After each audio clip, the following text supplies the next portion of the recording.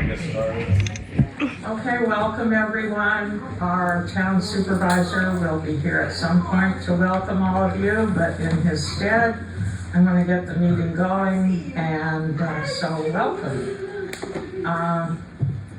We're going to be going through the slides. We're going to take a break sort of roughly in the middle to get some refreshments, anything like that, stretch. There he is. And, oh, he's here already at the beginning. Go Rich!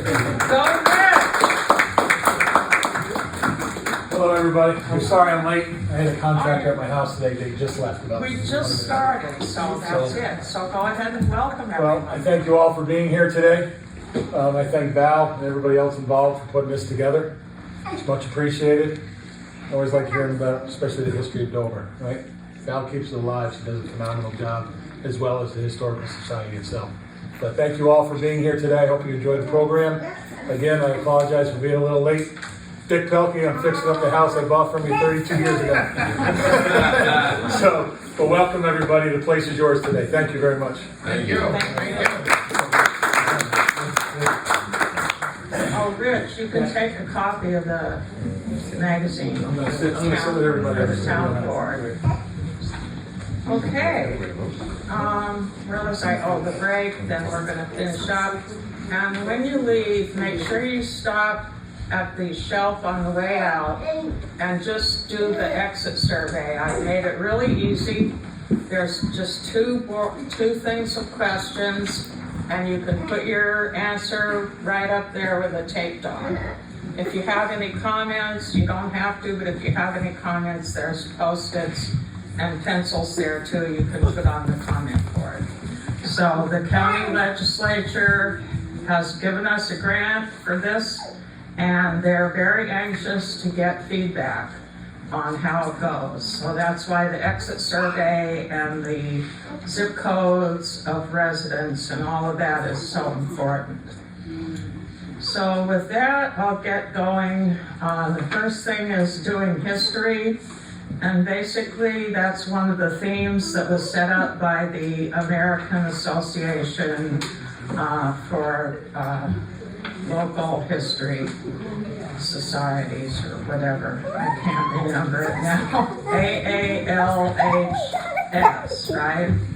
It's an association, and they set up patterns for us to do in this 250th anniversary.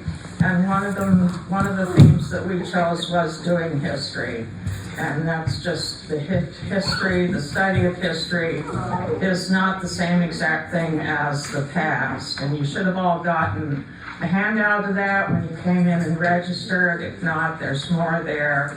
But what we're hoping is to get feedback from everyone throughout the coming years of the celebration. And we're going to have roundtables next year, different ways to discuss all the different reactions to understanding our past. The first section in the talk is about the road. It's the old upper road, and here you see a map of it.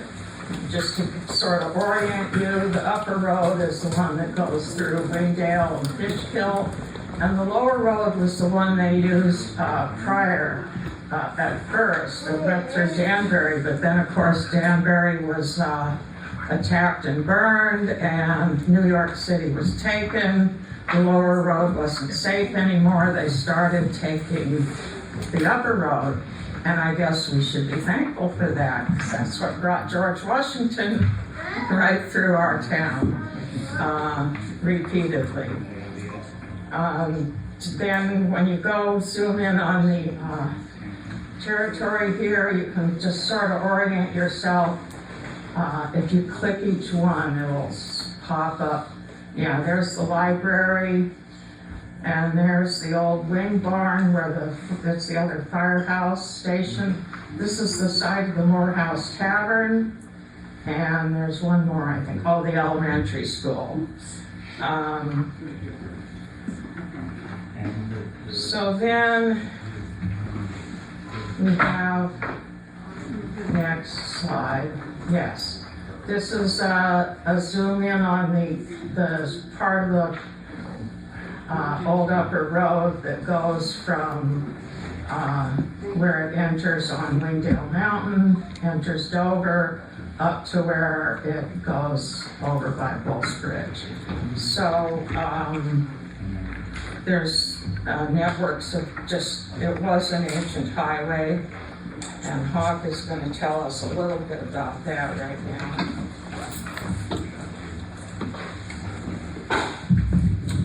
So yeah, a lot of these like roads like 22 and the north to south roads and east to west roads were already established as main trading routes, as well as the rivers like the 10 Mile or the Weebatuck and the Housatonic and the Hudson.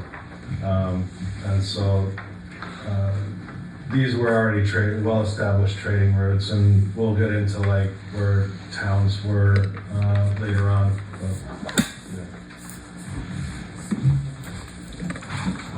Then we have just an overview, bird's eye view of the Google map, where it goes on my laser pointer that I forgot to take. I have one. It's in the foyer. What? I have one. Oh, you do? I don't think they work on TV stuff. What's that? Then you won't be able to see it. Doesn't work on it. Oh, yeah, it's okay. You won't be able to see it. Don't worry about it, it's not critical. Just you can sort of follow the map. It goes up 22 onto 55, and then 55 is still 55 when it makes that right angle. You go along, when it goes along right by the river, it passes right by where Weebatuck Craft Village is on the other side of the river. But then where you see the river turn up, it goes up there, like on Old Forge Road. And that's how it gets up in that area by Bulls Bridge. So then a little bit of a close-up, Weebatuck. Yes, as it passes by Weebatuck, I was thinking, I know there were people there. Ebenezer Preston had mills and barn. There was like blacksmiths and a little store and everything. And I just like to think about what the people that lived there and worked there, what they must have thought when they looked across the river and saw all this activity, troops and everything moving. So it must have been a real sight to see. This is recent history. You can see Weebatuck. I don't know, it's not too active right now, but it pretty much this is what it's looked like in recent history. And then going a little less recent, does anybody remember this big chair? Oh, it's a while. That's going back a while, but still during our lifetimes. And then if you go back further, before our lifetimes, you see like the more distant memory of the blacksmith shop that was there. You can see it's very similar to what you see there now. So then, even before that, the path was used, as we know, for the indigenous peoples. So we have a little more on that from Mr. Station Hawk Storm. Well, That's the part of yeah, it. okay. So some of the cool things that have been happening is like a lot of the stories from the res and a lot of the stories from my ancestors, and like I had a great opportunity to sit with my great aunt Hazel before she passed. It was literally like a month before she passed, and she told me a whole lot of these stories, and we're going to get into a few of the stories that she was able to pass down to me, which I feel so grateful for. But one of the stories that we know through our research is that these trails would go all the way down to Florida, where Gideon Maui, Sachin Gideon Maui, went on a fishing expedition with his cousin from the Seminole tribe down in Florida, and spent time down in Florida. And so like the movement that our people were doing back then was what people would think is impossible, where they were doing it on a regular basis, you know, which I thought was really, really cool to find out. They were not just going to Florida, but going up to Canada, you know, going out west. Sassacus, you know, made it out to Pequake before he was killed in Pequake, you know, and so, and they do it in such an amazing amount of time. You know, like they would be going back and forth from Chicago to Stockbridge to Albany to Boston in a matter of a couple of days, and mostly on foot. And so it's just mind-boggling to think about, you know, the fact that I couldn't walk to Boston in a week, let alone a couple of days to be at a meeting. And they were doing this regularly. So maybe we gotta eat better or something. Do more walking. Yeah. I came across one story in research I was doing. It's not about this area, it was in Ohio, I think. But it was some people that were related, and it was called the walking purchase. So apparently in the deed, it said that the land was transferred from one tribe to another tribe, and it said one of the bounds was as far as they can walk in 2 days, I think, something like that. So then when it came time to sell it to the colonists, I guess the colonists went out there, and boy, they were running. I mean, they were running as fast as they could run, and they did like a real land grab. They got like a lot of extra land out of it because that was never what was intended. But oh, so now we're going to talk about the tavern, the Morehouse Tavern. When this there was most of what we know about the old Upper Road and the Morehouse Tavern originally came from the journal of one of the French generals, de Chastellux. So what he did was he came and he journeyed across from Providence to Fishkill to meet up with people, and he made the journey going one direction. He also made it going the other direction. He made it 3 times in 1780, 1781, and 1782. So after he went back home, he wrote his memoirs, and he wrote down from his notes everything that happened on these journeys. So it was all in French, though. So it wasn't as useful as it could have been for our historians. But in the 1960s, it was translated and when the man translated it, he was a scholar from Princeton. He came to Dover to meet with people, to learn like what he, you know, to find the place that it was. So there were several people that he met with that are, you know, we probably still have family descendants around here today.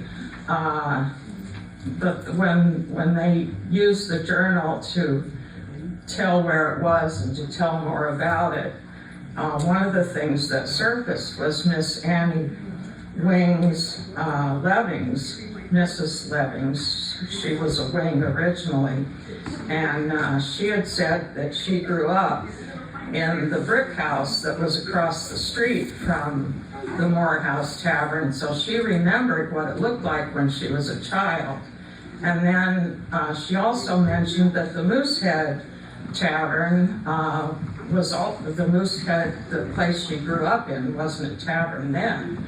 it was a residence, but she mentioned that at one time it had also been a tavern called the Moosehead, and that the bar had been taken and was put in the Farmers Museum in Cooperstown.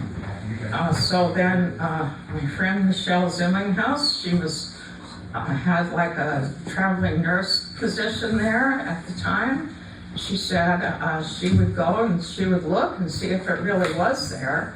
So she looked, and we got these lovely photographs. She photographed it while she was there. So it's definitely there, and you can see all the details. Well, this is the one that's in Newport, Rhode Island, the White House Tavern, the White Horse Tavern. The construction is all similar to everything in that at that time. Here's two more. And another thing we used to tell us more about, just to get a flavor of what life was like back then and what the area looked like, was a journal of a soldier. And that was, he had marched with his whole company in 1775 from Shepherdstown, West Virginia, all the way to Roxbury, Massachusetts, where they were then stationed, for the war. But he captured like the whole march through Dover and so forth. And go back, one slide back. Yeah, so he said they encamped at the sign of the Black Horse. He didn't know the name of the tavern, but he called it the sign of the Black Horse. And then later, we're going to talk about the carryovers. That had me perplexed when I first encountered it. But okay, so now, yeah, so these are like a lot of different, you can just go on Google and look for images of colonial tavern signs. And they aren't all horses, but the vast majority of them are.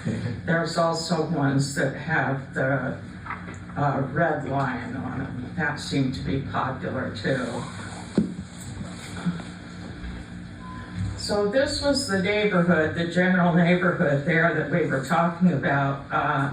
There was the Moosehead, the Moore House, and then there was also the Jackson Wing Tavern. You can skip the next one, because we already talked about it. Yeah, go to the next one. So this is the Moore House right before it was torn down. And if you look back and forth at the sketch that was made by Philip Smith, you can see how it looks like he either copied the newspaper article, or is it dying? Yes. Oh. So give us a second.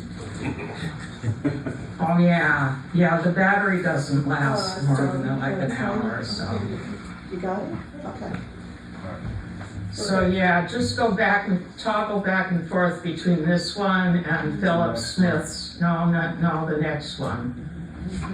No, next, forward. That and that. Yeah, See how it looks like see that weird rectangle there on the side? It looks like that's in the photograph too. So I don't know, I think he probably either copied the newspaper article or maybe went out to the site when it was being demolished. Then there's also the Moosehead. I have a photograph of that. That was where Annie Wings grew up. And then also on the property was Jackson Wings Tavern. It was a drover's tavern, and it was very similar in style to Old Drover's Inn. You can see, like the next, see this, there's very similar architecture. You can see there. And then, Oh, I'm lost here. Oh, here we go. So, yeah, so the families were related, okay, which I always get a kick out of. There were two Drovers inns. You have old Drovers still there, but that was, originally it was Ebenezer Preston's house. His first house, he got married in Connecticut, and they came right straight over here, and he built that around 1750. So then he was married to a Smith, but it's his two grandchildren, Hannah. Go back.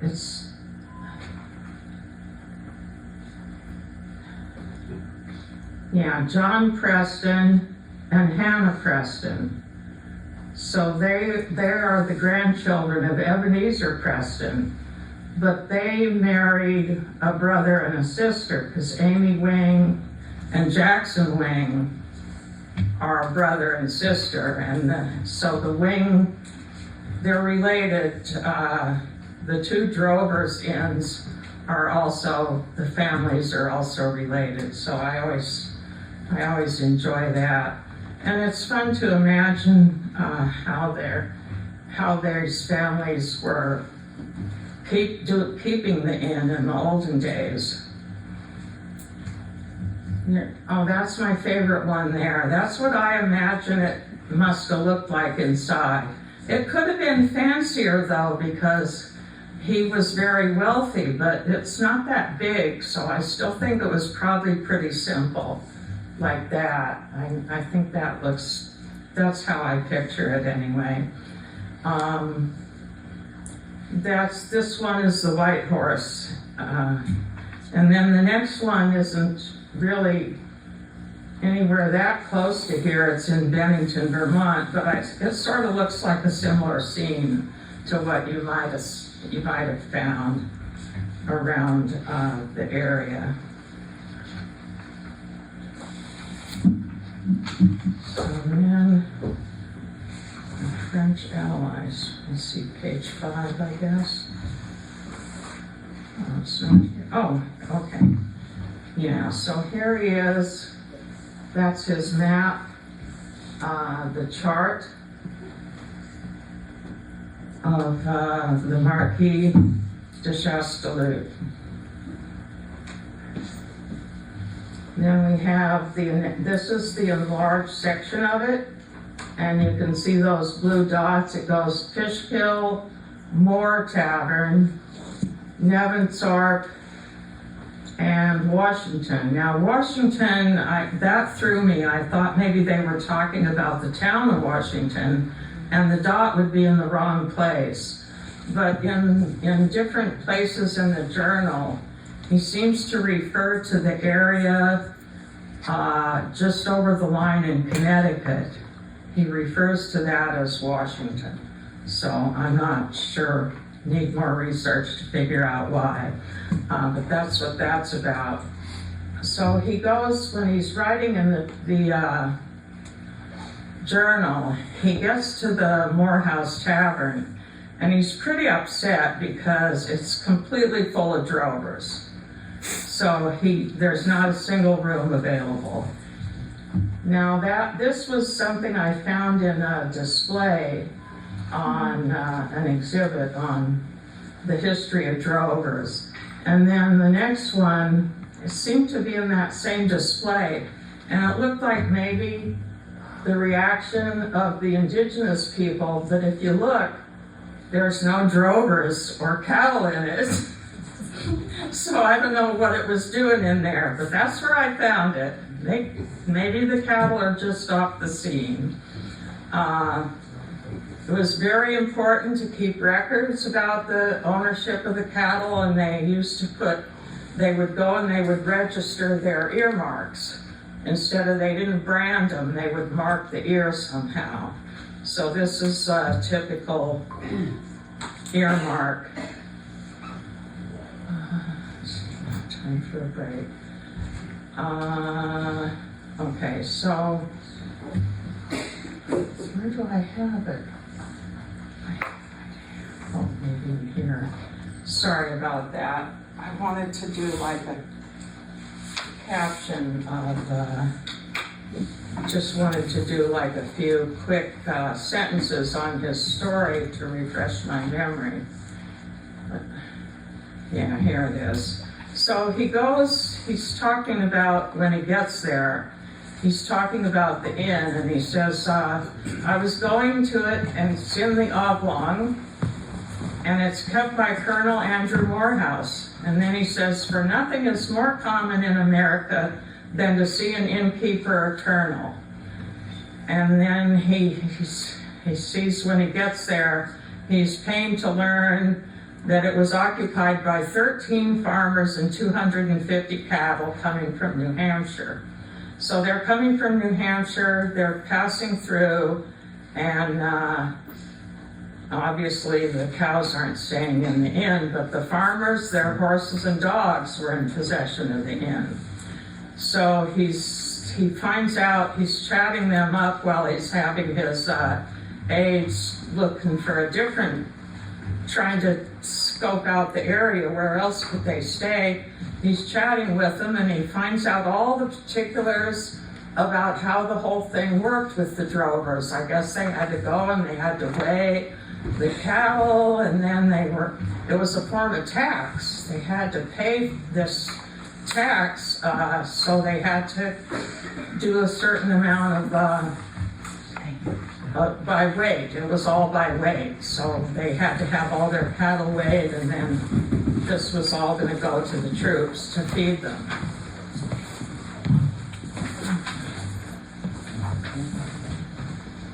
So one of the main guys from New Hampshire came to him and said, oh, no, you definitely have to have our rooms, because there's no reason why we're not as important. You're a French general. We're used to sleeping on the floor. So of course the Marquis right away, he's just as polite as they are, and he says, oh, well, I'm in the military and I'm used to sleeping rough on the ground too, so no need for you to give up your room. So they go back and forth a while for this, trying to out-polite each other. But in the end of the day, Chaskaloo got 2 rooms, or 1 room, and 2 beds for himself and his aide. So that was good. And then he cleaned up. They said goodbye to each other, and he goes, our acquaintance did not terminate there. After parting from each other, I to clean up and take some repose, they to continue drinking their grog. They came into my room. I was then busy tracing my route on a map of the country. This map excited their curiosity. So, they were pretty excited when they saw New Hampshire on the map. And it's pretty exciting to me too to think that this was I don't know when this map was actually made up, but he studied it and he had it ready, for this trip in 1780. It obviously was made before that by other people that had been here. And I think it's pretty amazing how many details they had on these maps and how much they knew. They didn't have the internet.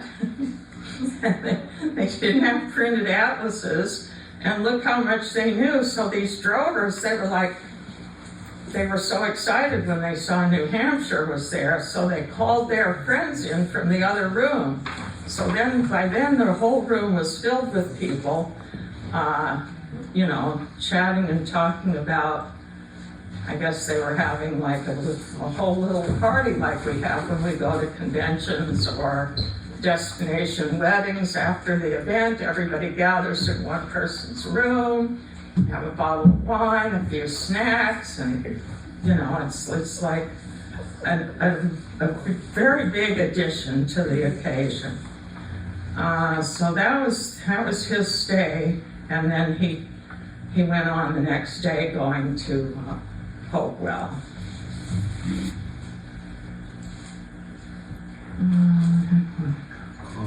Clove. so yes, so the Clove Road. So this one, the marker, as you can see, it says that it was Washington on the way from Boston. That threw me. I was looking for something more. I sent away for the file. This is what the file looks like. A one-page front and back. There's not much there. So their information, it says that it came from Smith. On the next, there's information.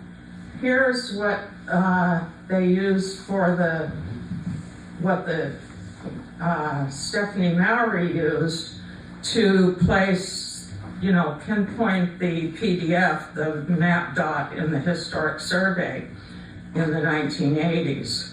So she used what came from Smith's history. It said it came from Smith's, but Stephanie put the correct reference there. It actually came from Hasbrook, but it was widely plagiarized by all the other histories of its day. And so they all carry, just like the thing, what happens now with the internet, it happened then too, without the internet. Once Hasbrook said it was on the way from Boston after evacuation day, that became the story. Well, I was looking for more. I wanted more than just this 2 pages, and I was frustrated at every turn because you can't find any documentation of George Washington exiting Boston on evacuation day and going through Dover. And the reason you can't find it is because it didn't happen. So his journey was documented, and it wasn't that journey. But the memories were so vivid to these people that I imagined that part of it at least had to be right. So I kept digging, and I found something in the, oh no, this is too far. Let's see, the one behind it. I found something in the bicentennial booklet that was done for Dutchess County, and it had like a map of the trip. So now we're getting a little bit better, but it still didn't go through Wingdale. So I wrote to Betsy, and she provided me with the proper information. So there was definitely an encampment, and it's in the Newton Reed's History of Armenia, and it was also quoted by Benson Lossing. So he said the nearest encampment of the Continental troops at any time was at Pauling in 1778. In the summer of that year, a large number of prisoners, mostly Hessians, taken at the Battle of Saratoga the year before, were marched through this town, now he's talking about Armenia, on their way to Fishkill, where they crossed the Hudson. During all the time, so then later he says, several notes are made of the travel through Dover and the southern part of Armenia by American and French Army officers and others. So that tells us there was an encampment there, and someone did come through, but not after evacuation day. They came through in 1778. So then I see the final piece of it popped out at me in Tom Usher's research that solves the whole mystery, where he says after the defeat of Burgoyne's army, the route they would have taken went east, which I had found things too, and I think that's how they got wrong in the first place, mixed up with Boston, because after Saratoga, they did go east. They went east, that's in the bicentennial booklet. They went east, they went to Boston. There wasn't enough like places to stay and food to feed them. So that's why they were ordered to march south and then to go through Fishkill. So that explains where the idea of Boston probably came in. But they were just in Boston briefly, and it was after Saratoga. It wasn't earlier when Boston was taken. So they went, so then apparently they went in two groups though. One group went according to that map that you saw, and that was almost accurate, but Betsy said it wasn't quite accurate because they would have entered, there was no road there at that northern corner of Amenia, so they would have entered like midway down like at Sharon Station, you know, and come into Amenia that way, and then the whole route is traced, it's in the longer article, the whole route is traced, I think by Benson Lawson, so it's known like where they went. But apparently, you know, politics and favors were active all the way back then. And I guess Vandenberg, he was pretty important, and he wanted the troops to come and George Washington to come past him. And so that's why one group came down and then they came over from Bull's Bridge. And that is where they got to the Clove Road encampment. So the marker is 80% correct. The only part it's wrong is the year and the Boston part. So I was relieved to find out that the meat of it, the encampment, the fact of the encampment, that part was correct. And here you see the historic survey. It matches the verbiage of where they were said to have encamped across Burton Brook and on both sides of the road. Where are we now? I think we could. Oh, I know. We could do the yes. So here is. I'm hoping that everyone that's interested in doing any kind of events next year, we definitely want to keep this guy in mind, Ken Borer. He travels around to all the encampments and he does photographs. And he has a great website with all the photographs, and he gave me permission to use that one. And the other thing was the finding out what a periauger was. And there's the photograph of reenactors in a periauger. This one's not from Ken, but it's also a good photograph. And where we learned that the main mode of travel, which of course we already knew, was dugout canoes on the Hudson. And that's the next slide. And then the next slide is from our video done by Mr. Weston Nash. And where is he? He's right there. There he is, yes. And Wolf, this is their paddling song video. And you can see there that even in the dugout canoe, they also used like sails when they needed to help out. So Hawk is gonna talk a little more about that. So I think when they were, you want to sit down for a second? Yeah, I can't get there though. I'm gonna stand too long. My knees look out when I stand for so long. Here we go.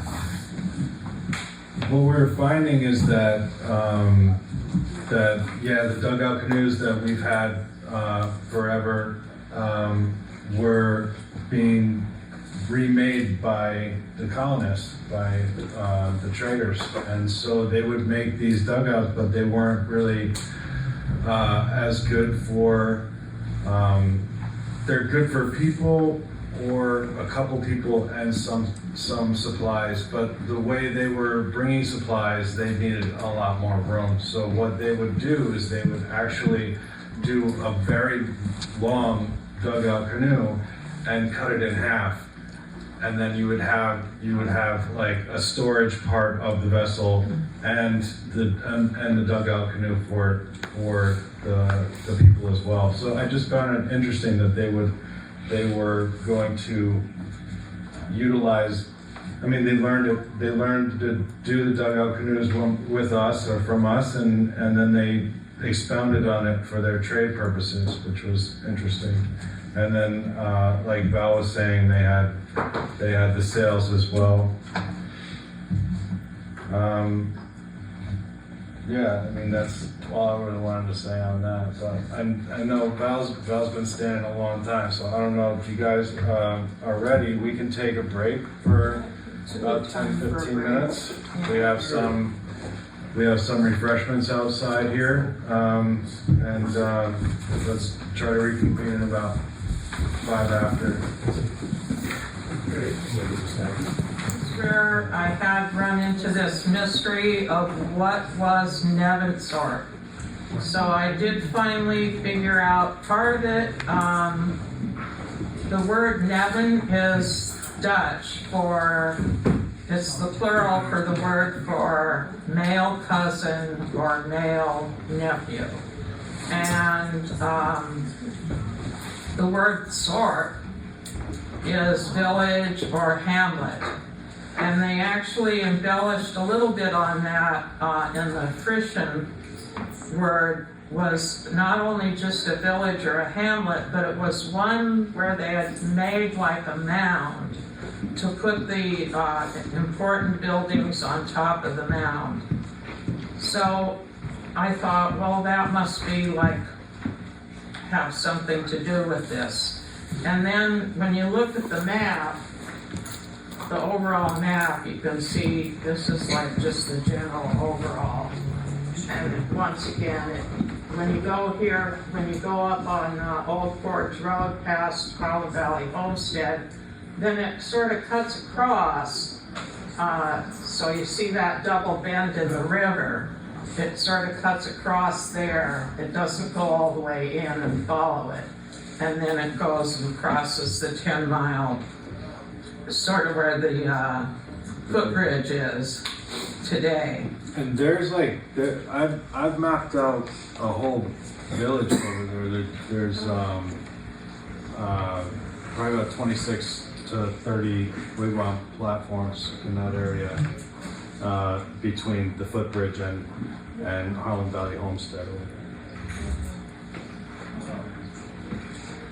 Yeah, so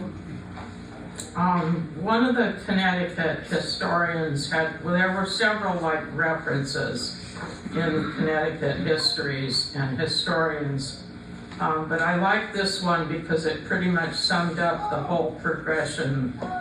The founder of the Schaghticoke tribe was Mawahu, and today we call him Gideon Maui, a chief of the royal Pequot blood.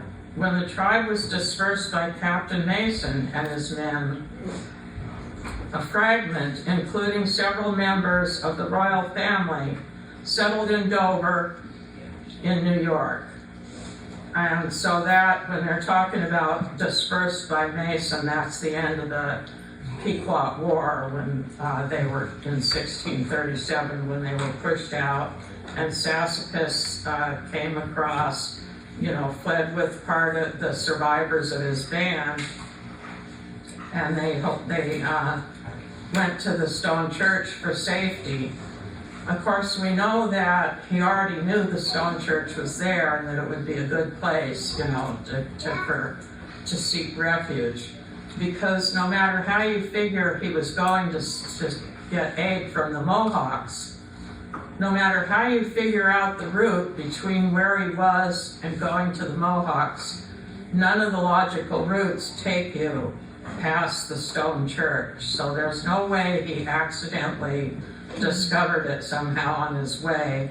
they had probably scouted it out. They had probably been there for, sacred events and so forth. And so he knew it was there. He made a beeline for it. They camped there. I think one of the references I found said a fortnight. And then, of course, he was killed after that. But in order for the story to get passed down, obviously everyone didn't get killed. So we figured they left. When he left the stone church, they left a contingent of warriors there with the women and children. And then the other main warriors went with Sassacus to go and meet up with the Mohawks, but the Mohawks had betrayed them. And of course, those warriors, main warriors in Sassacus, they were all killed. Can I expand on that? So the thing about like first and lasting is something that we're working to fix. Like how we just said, Maui, who was the first of the one that established the Scaticode tribe here in our area. I mean, we know that's not exactly true. We know that his father was Sequance and how he was the Grand Chief of the Mexicans. But right now, we're just going off of what is written that we're doing the research on for this particular story. But we'll cover more of that in an upcoming event when we're talking about Sassacus, and we're going to do a whole nother talk just on the Sassacus stuff as well. From my personal research and from Val's research and from doing the hikes and seeing the stone church property. How many of you have actually hiked over a stone church? Oh. Right. Yeah. And so how many of you have actually seen the wigwam platforms there? So, for people that don't know what these wigwam platforms are, they're big circles that you're going to see in the ground, right? And they've been written off as being charcoal pits, right? So that's like, a lot of them were used as charcoal pits over the years. And so that's not a bad thing to say. It's just that's not going back far enough. And I've actually been doing a study where I found 18,500 wigwam platforms in our territory. And what we're finding is I've been working with a couple of engineering students from Dartmouth, and we want to do a study on these wigwam platforms. There's so many different villages in the area, and there's so many. And I mean, honestly, if you looked at LiDAR of Scatic Mountain, I mean, we would have been the foremost producer of charcoal in the entire United States. If that's all they were. I think that the study that they are charcoal pits is not a bad study. I think they're just not going deep enough. And so what we want to do is just bring forward the prehistory of that. So I just wanted to reference that because when we're saying this and we're not expounding on it, it sounds like that we're agreeing with everything that we're saying with this. But what we're doing is we're quoting texts that are already there, and then we're going to go further and show how it's not necessarily true, or here's why this story was brought in this direction, and here's how we break it down to show what direction it actually is. So anyway, I just wanted to. Yeah. Yes, that's definitely, the story, the quote was an oversimplification, but what it does show is that the people in Connecticut in the early 1900s knew, they knew that these people had some relationship to Sassacus. So can you bring it back to the slide of Eunice? Right. Yes. Yes, we're gonna, oh, now do you wanna go to the podium? I mean, I can, you guys can hear me perfectly fine, right? Yeah. No, I'm good. Oh, okay. Oh, we didn't go to the map to show where the village was. All right, go back 2 slides. One more. Yeah, you can Okay. see on the historic survey, where they identified the graveyard. And that's over by Harlem Valley Homestead, Yeah. right? So that's why I figured that village was, that Nevensthorpe was there in that double bend. Okay, now you. So I've actually did some work with Harlem Valley Homestead when they were first starting out. I worked with them for a little while. And I did map out, like I said, all the wigwam platforms, and there are sacred sites over there. And then I worked with Ray and a few others from the Appalachian Trails Committee, and we've been mapping out that whole area behind there as well, right to the 10 mile and to the fishing weir there. And you guys have been on the trail, people have been on the trail over by the 10 mile there. And there's that cutout where it's blocked off by a bunch of logs, right? But there's a cutout. That's actually a fishing weir. That's a fishing cutout. And so, like, there have been a lot of artifacts there, and that would have been so that you didn't have to kill all your eel or all your fish right away, right? You can trap them in pools and stuff. But anyway, yeah, I've been doing some work with the Appalachian Trails Committee there. So, but moving forward, Eunice was the granddaughter of Sassacus, and also my great grandmother. And she was married to Satnix, who was a Narragansett. And when Washington had come through, he spent some time. We didn't get to that slide here about the receipt. It was just up there. It was? Yeah. So if you go forward, No. one. Yeah, forward again. Yeah. There it is. Yeah. So did you see that? How much they paid to get this horse out of, a horse fell in. This is on that trip in 1781, where Alexander Hamilton came through with, where he wrote the letters from the tavern. Yeah. So this is one of the receipts from the tavern, the expenditures, the tavern, and then later they had that thing for getting the horse out of the river. Okay, so now. So the story on the res from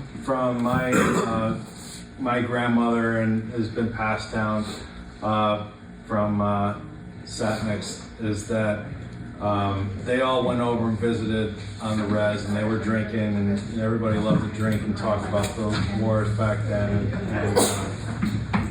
And so Washington wanted to leave, and my great grandfather was like, "No, you're drunk. Don't go. You can stay here tonight." And he's like, "No, I'm good." They go, and they're going over. Well, there's been a few different renditions of Bull's Bridge. It's not always been like what it is today, and it's been washed out, it's been whatever. So anyway, they were going over whatever rendition of the bridge it was at that time, and his group was walking the horses, and he was walking separate with his horse, and he had fallen off the bridge, and his horse fell off the bridge. And they charged him. Can you go back through?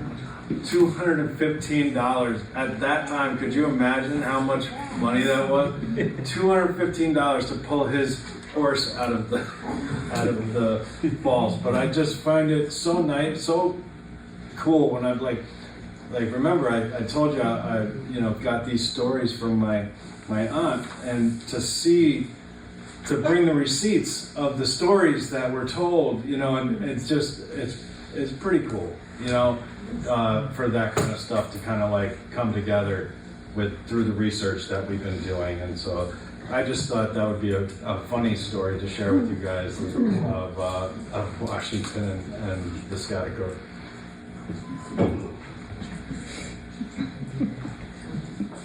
Oh, and we wanted to make sure to remember that, to mention that her husband was John. You mentioned that, but you didn't mention. Setners. Yeah, you didn't mention. Benson Lossing, I guess she told Benson Lossing when she was young that almost as soon as they got married, he went away, and he went away for the Battle of Saratoga. So we have, now that we noticed that, we have a little research there to do. Yeah. Talk is going to be in the SAR. Yeah. So It's that's, his direct ancestor. yeah. And he did survive, and he did come back. Yeah, he came back. And Yeah. because all the kids were, you know, she married again after he died, but that was in her old age, her older age.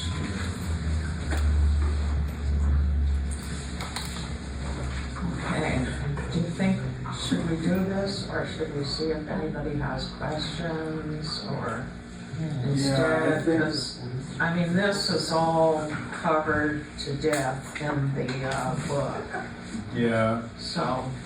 I think at this point, because we're kind of crunched for time, I think it would be great if anybody has some questions for us or for Val for the research or anything that you'd like to. We do have the boards there. If there's anything that you'd like to learn more about, that we can definitely love to have your email and you know, just put the sticker tags on there. But if there's any questions that you have so far on any of these particular topics, please let us know. Could you speak a little more about the relationship to the Stone Church? Do you know any family legends or lore? Well, I mean, the Stone Church was talked about through Eunice with Benson Lossing about her grandfather, but from what I feel on the land, just walking the land, knowing that it's a much older village that they knew about. There are sacred sites on the top of the hill. I don't know if you guys remember, but there's a mound up above the waterfall there, and there was like, I don't know what happened, a tornado, mini tornado, or a lightning strike. There was a tree growing right out of the center of the mound, and I think about probably 7 years ago, it got demolished. Just that tree got demolished by either a lightning strike or some kind of a weird wind thing. And I've seen that happen over at Omega 2 on top of another mound. And just the energy coming from those sacred sites. But there is a village there. There are plenty of wigwam platforms on that hill. So I think that was also a known village to the Pequots. You know, the interesting thing is, it says like, you know, Malihu was a Pequot chief, but he never called himself a Pequot chief. He was a direct descendant of Sassacus, but he was also a direct descendant of his grandfather his father was Sequance, who was the leader of the Mohicans, you know, and he was also a Wampanoag. He was also, you know, so what he would say is he was Wampanoag, and that literally in our language means an Easterner. You know, so he didn't compartmentalize, you know, in that tribalism and the separatism of the European language. But I think that they definitely knew that village was there. They definitely knew that they had the safety of the cave there. And, he felt that it was safe to put our people there while he went to get help from the Mohawk, who unfortunately were aligned with the English at the time, and took his head in his hands and put him on a pike in Hartford for 20 years.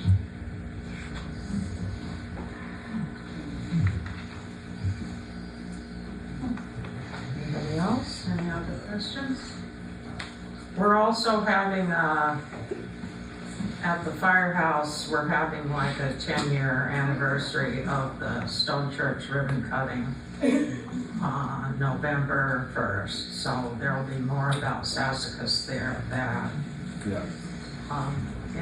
Oh, there you go. There's information on our, and then the Historical Society is also having veterans exhibit also at the firehouse on November 8th. So, Can I ask a poorly formed question? pardon? Can I ask a question? Oh, certainly. And this is just because I've been in conversation with you guys for years, and I've been trying to get my mind fully around the history of the Schaghticoke in this area. So there was the Schaghticoke tribe, and then post-colonization, there were folks who were forced migrated out of this area. Many of them became the Stockbridge-Munsee. And then No, the Stockbridge Munsee were never They in were this area. further north. Yeah, they were in I would Massachusetts. I don't know if it's worth your time right now to help me understand that. And then were there other tribal people who joined the Schaghticoke around that period? People who also were hiding and trying to survive in this area? Well, yeah, I mean, a lot of the tribes from Connecticut, like the Tunguses, the Quinnipiac, they're all, who was the ones that Warmog was? Well, so Warmug was Gideon's brother. Yeah. So there, you had the four brothers, and Warmug, he died. He was the first one that died. And so then Gideon did invite other tribes to come to Schaghticoke for refuge. Yeah. Gideon actually himself left for a while, went to Pennsylvania, didn't like it, got homesick, came back, and so a great many of the people returned to their homelands and lived right in this area. There was one of the brothers went to Stockbridge, and that's in Massachusetts. So some of those people, I think most of those people from that group are the ones that migrated north to northern New York, and then they migrated west. And those are the ones, they never came back. Those are the ones that stayed where they migrated, and those are the ones that became the Stockbridge-Munsee. But the Stockbridge-Munsee actually, they weren't like in this area. Okay. But they were related. They were definitely related because they came from Gideon and Warmug's brother, Right. King Ben. So what we've learned is like the hereditary lines are lines. The Schaghticoke hold on to the hereditary lines. King Ben was the last known hereditary chief of the Stockbridge-Munsee. He was the brother of Gideon Maui. After Maui died, he took over the position of the Grand Chief, and then Maui's son Joseph went to spend time with him and that's how traditionally it went. And Maui, who got the position after Warmog passed, and so on and so forth. And so that is to say that all of these tribes on the East Coast are interrelated through the hereditary lines.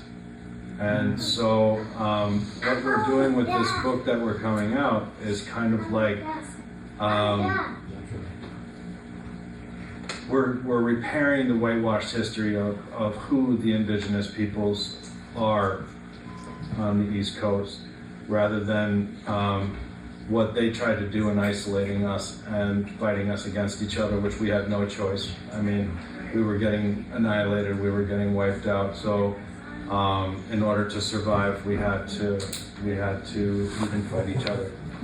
And so with this book, it's going to change that narrative and show how not only interconnected we were, how, like I said earlier, Maui, who actually traveled down to Florida and spent time with the Seminole and traveled up to Canada. I mean, we were all really, really connected, and our trade, like, if you look at the Quinnipiac, they had the best tools. They were making the best tools. If you look at the history of Barkhamsted Lighthouse, all those tools that they made there were shipped all over the East Coast, or even into the West, and so you find a lot of that. So we're trying to dissect it and bring out the truth of how things really were pre-colonization, and then how things progressed forward to cause these divisiveness. Yeah, and I mean, and two, you get sort of stuck on, I think people get stuck when they do the history about state borders.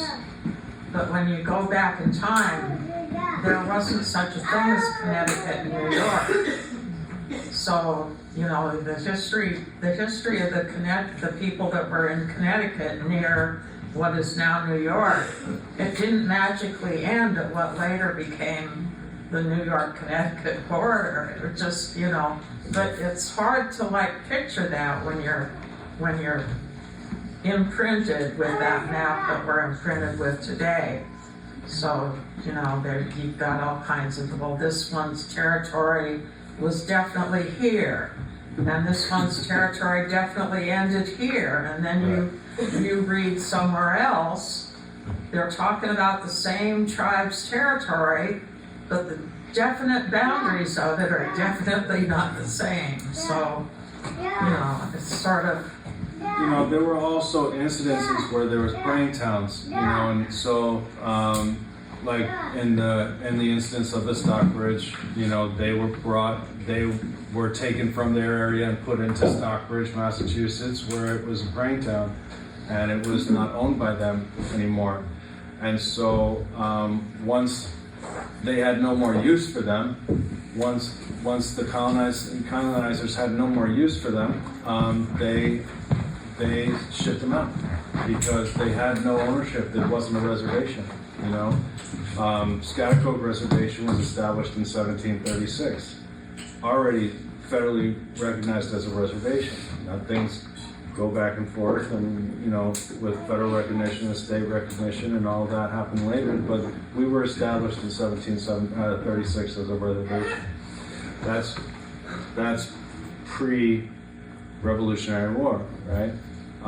But the Stockbridge, their situation was different, and a few of the others that got pushed out, their situation was different, and unfortunately, they were able to be pushed out because of that, and we still have a lot of tribes over here that have reservations that are still here, and I think that the problem that we come across is this nobody left behind scenario that people have in their minds about, the Trail of Tears and all these other things that were very tragic and very real, but wasn't all of us. And I think that's something that we have to remember when we hear about these things, that there are a lot of tribes still here that are being attacked because we're not the tribes that got pushed out, and we're not the 5 civilized tribes. And so, the tribes that are trying to come back to their territories are saying that they're the only ones that belong here sometimes. And so it becomes very impactful for the ones that are still here. And then people don't know how to react because they're like, well, we do know that they got pushed out of here, but where is here? Right? Where exactly did they get pushed out of? And you know, where exactly were they? You know, and so they were our relatives. They are our relatives. You know, and we'd love for them to come back. You know, and be a part of us as they once were.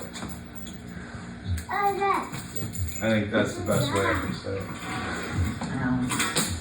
The whole narrative that started with James Fenimore Cooper, the last of the Mohicans, I mean, there really is no such thing as the last of the Mohicans because the Mohicans are still, We're still here. still in existence.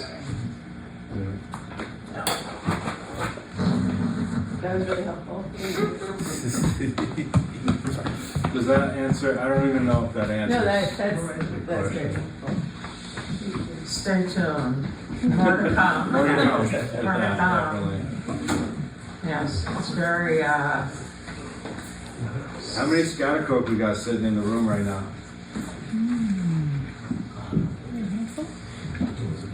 Beautiful. quite a few.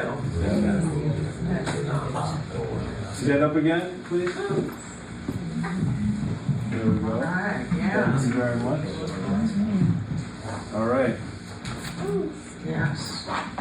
And we have a whole family too, well, not the whole, well, a big part of the family of Tom Usher, who started me on the Old Upper Road part of it, many years ago. That's his youngest So grandson. the right Usher there. family, please stand up.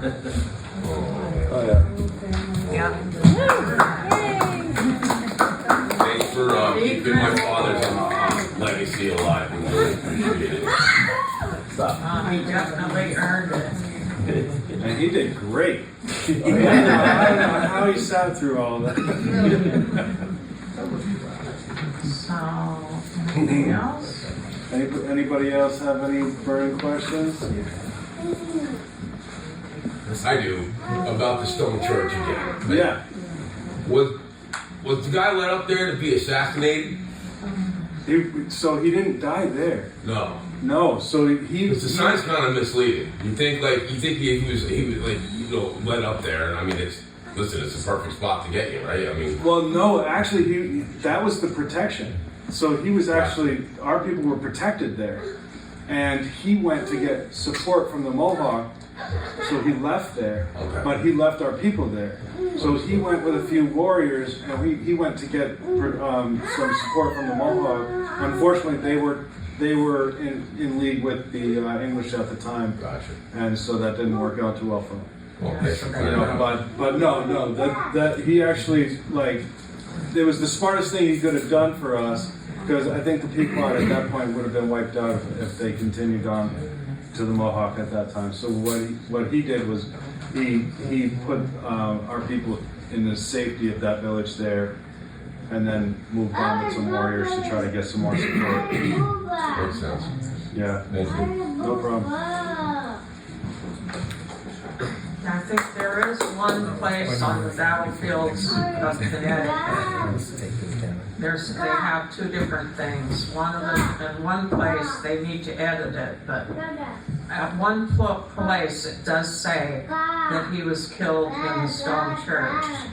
But then in another place it says he was killed on a plain near Danbury, and it says that because it has a similar name, Pequag.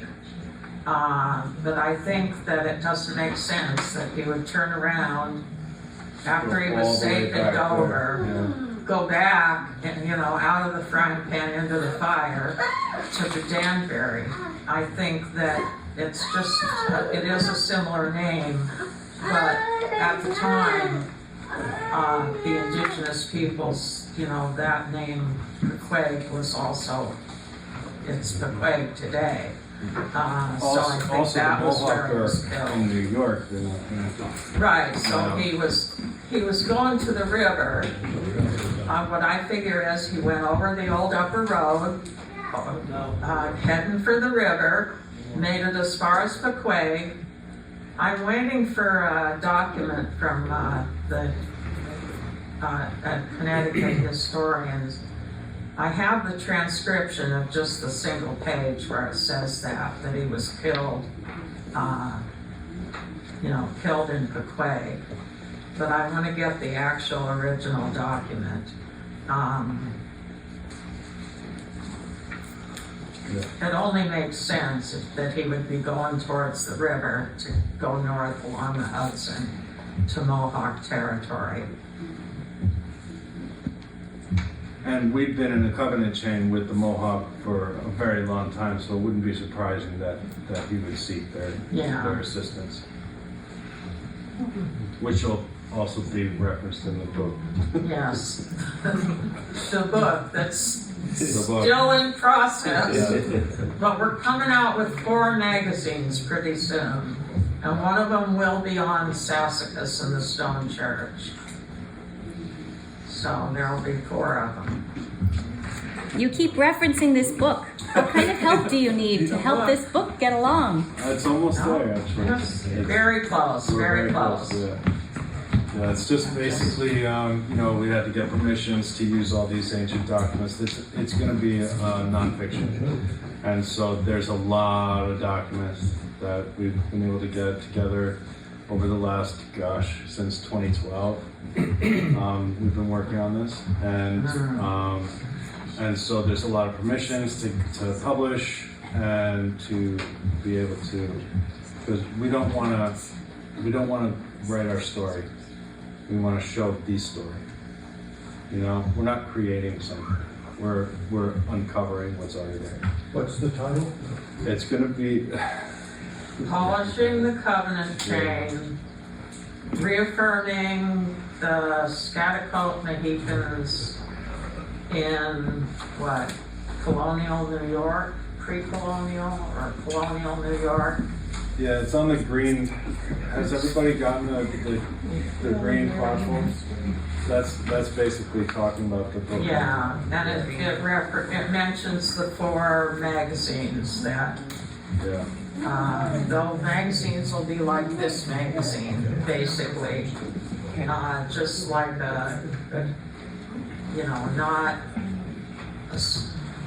not a complete book at all, just like a preview of the chapters.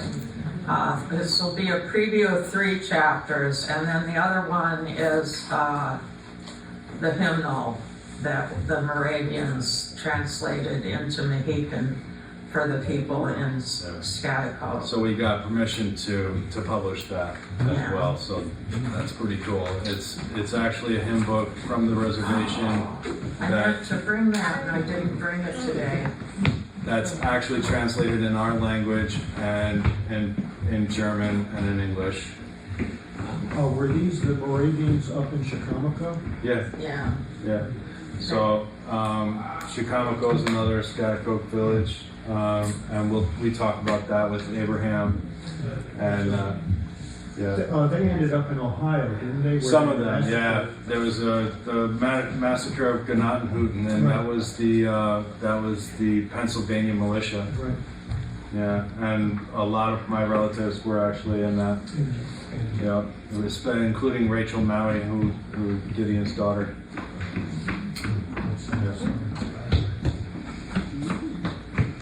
Yeah.